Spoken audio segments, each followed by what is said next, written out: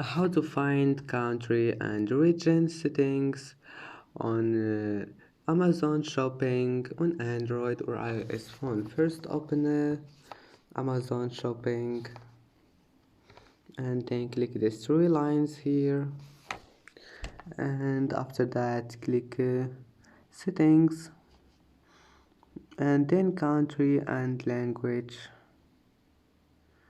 and that's it. And here we'll find it, and now just select any country you want and then just done.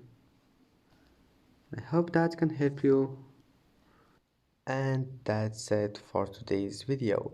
If you like this video, please don't forget to like and don't forget to subscribe. And thank you for watching this video until the end, and see you in the next video.